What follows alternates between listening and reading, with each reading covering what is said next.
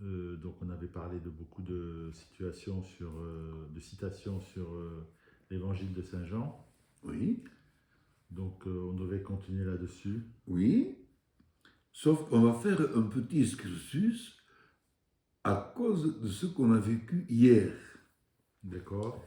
Et hier, euh, je, me, je me mets déjà dans le recueil de messages de Noël, parce que hier, dans notre liturgie, on était déjà à Noël, d'une certaine manière. Euh, L'Église catholique nous a fait méditer la visitation. C'est donc juste tous ces jours-ci, on revoit tous les messages d'annonciation. Et là, c'était la visitation, c'est-à-dire ce passage où nous voyons Marie, la Vierge Marie, aller visiter sa parente Élisabeth.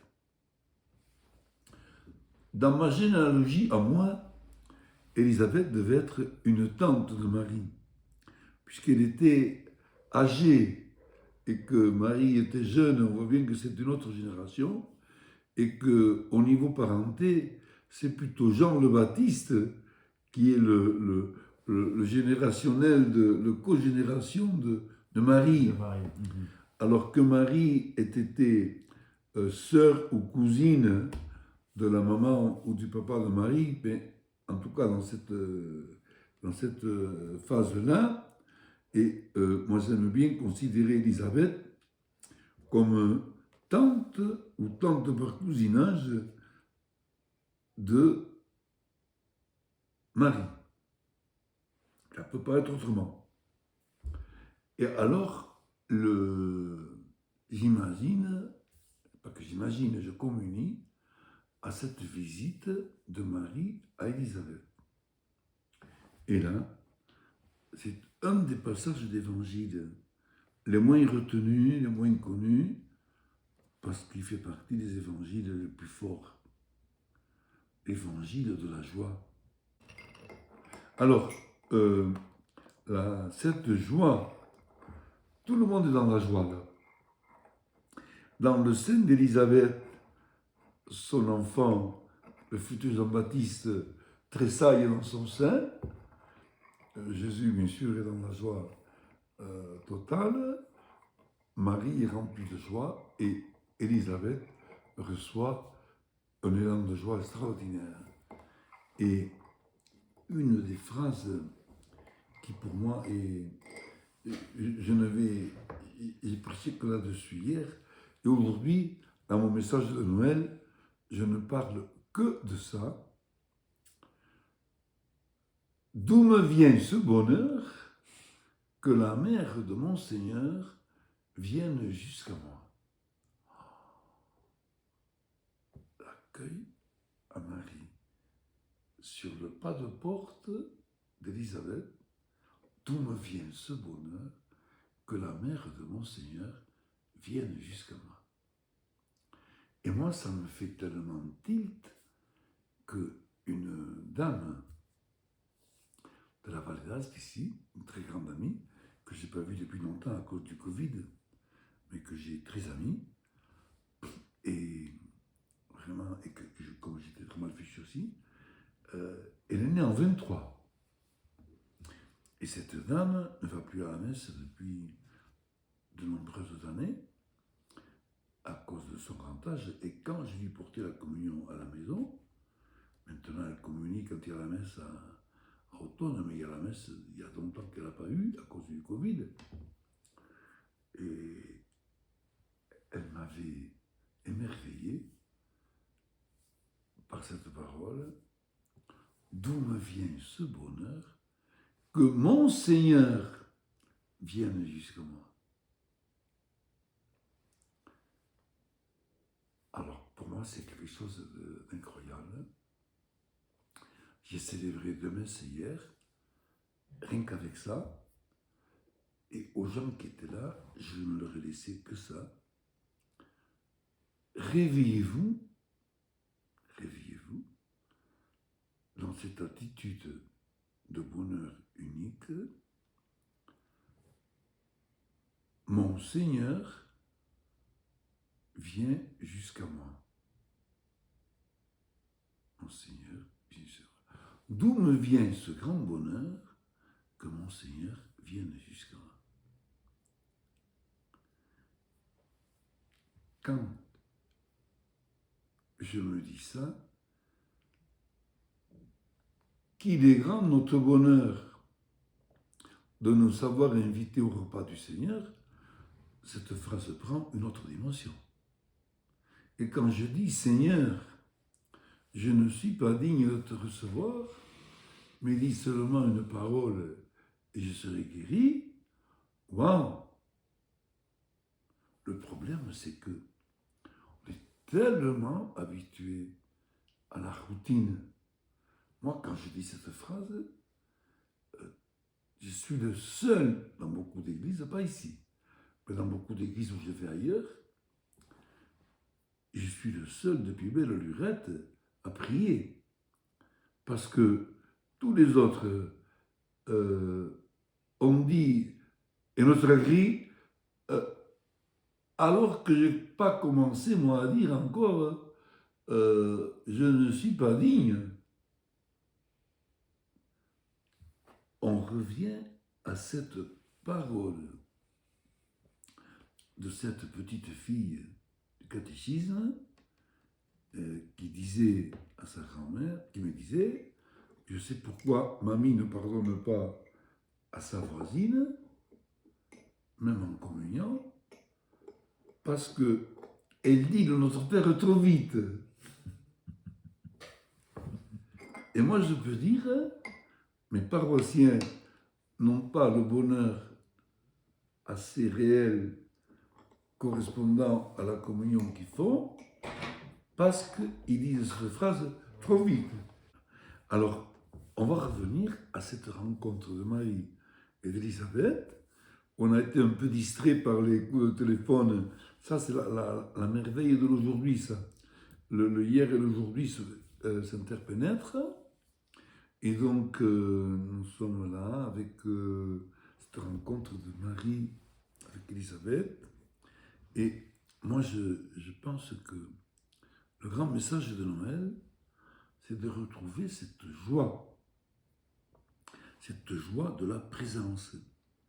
Je suis de plus en plus allergique à tout ce qui est crèche vivante, n'en parlons pas. Voilà, c'est se moquer du monde comme c'est pas possible. On fait de très jolies choses, mais là, une pastorale de Santon, oui. Mais la crèche, il faut respecter le mystère. Tu peux nous expliquer la pastorale des Santons? Oui, après. Ok. Alors, d'abord, retrouver la joie de Noël. Mais en comprenant le message du chant d'Akous de Noël, c'est Noël sur la terre chaque jour, car Noël, ô mon frère, c'est l'amour. C'est Noël quand on visite un malade sur son lit d'hôpital. Et toute une liste. C'est Noël quand on fait naître un sourire dans le regard de l'enfant. Et toute la suite. Et autant Noël est important, mais à condition que ce soit autre chose que l'anniversaire. Et que le jour de Noël, le lendemain de Noël, ce soit aussi Noël.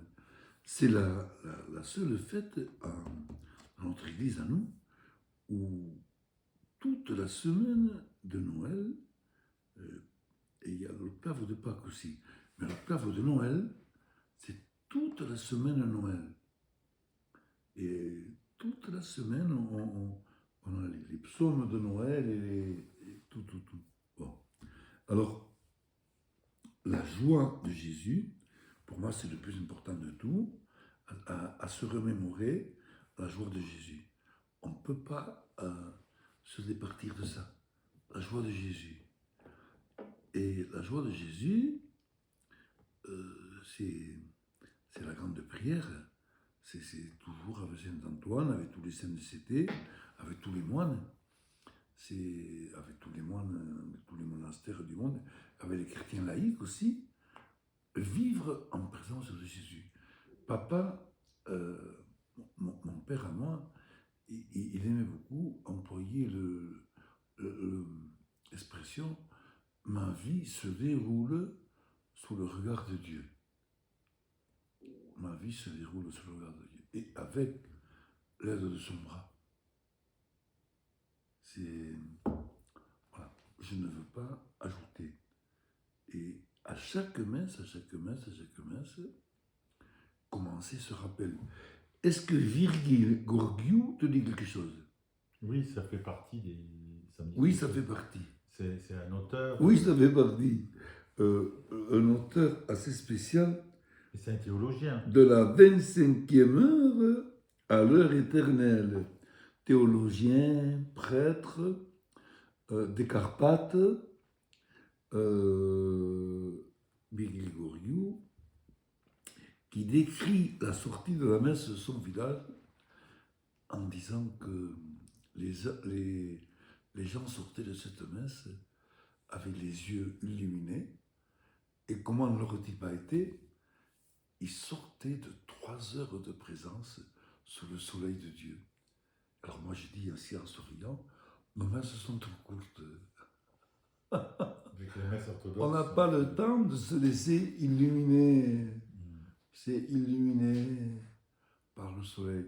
Ou alors, même si elles sont plus longues, on n'a pas assez le temps de se laisser illuminer, se laisser regarder par Dieu. D'après toi, pourquoi le mot Noël ou l'occasion Noël persiste?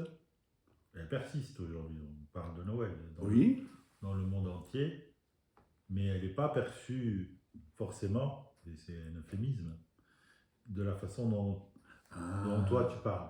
Le Noël dont toi tu parles, heureusement il y a des gens qui le vivent, mais alors, il y a beaucoup de gens qui le vivent autrement. Il y a un curé qui avait une idée d'un sermon extraordinaire. Ce sermon, ce que tu dis est tellement vrai que même ce sermon dont je vais te parler, même ce sermon-là ne réussissait pas à faire rebondir la pelote d'un millimètre de terre. Un jour, Jésus, autour de Noël, il revient faire un tour, et il arrive dans une grande ville. Joyeux Noël! Oh, chic alors! On fête mon anniversaire! Oh là là! Et il voit une grande foule partout, des grandes foules partout. Il essaie de trouver sa place, l'un le bouscule, l'autre le met par côté. Waouh! Tout d'un coup, on rentre dans une grande salle. Il y a des centaines de couverts mis. Ah, quand même, ils ont passé à me faire un petit repas. Il arrive, et où est ma place?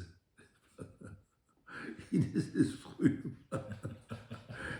Il s'en trouve une, quelqu'un arrive, il te le fiche en l'air.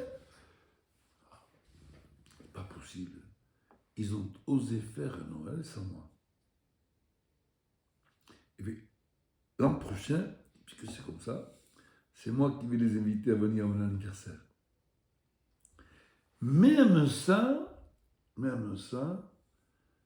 n'arrive pas à émouvoir la personne. La seule chose qui a ému, c'est quand les ministres européens ont voulu enlever du vocabulaire le mot Noël pour ne pas choquer les musulmans. En 2021, tu as suivi ça, il y a 4 jours. C'est le cardinal Parolin qui a dit « Vous êtes fous, mais vous êtes fous. Vous voulez enlever le mot de Noël du vocabulaire français, mais vous êtes fous. » Carrément, non, j'ai pas vu ça. Hein? Je savais pas ça, moi. Là, il y a 4 jours, une bombe terrible. Le monde entier en a parlé dans tous les journaux. Le Figaro, Le Monde, Le Point, Paris Match, tout le monde. Et la pauvre ministre française, elle s'en est tirée Et ça devait être voté le mardi, mais là, le mardi, on est lundi aujourd'hui, mettons, il va faire 15 jours demain. Et alors, Paroline a été très... Elle a fait comme ça, elle a tapé sur la... Vous êtes fou.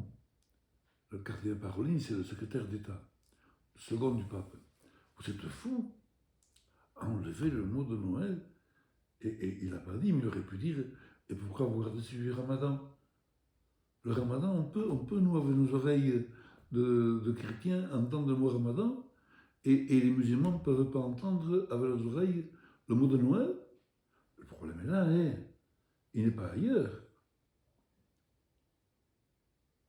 C'est affreux. Alors, le Noël, la grande réponse que je te fais, c'est un manque de foi phénoménal. On est dans un manque de foi phénoménal, mon frère. Pour ça qu'il faut retrouver cette joie de Jésus. D'où me vient ce bonheur que mon Seigneur vienne jusqu'à moi. Amen. Alléluia et très joyeux Noël à tout le monde. Et on se retrouvera après Noël. Merci mon frère. Amen.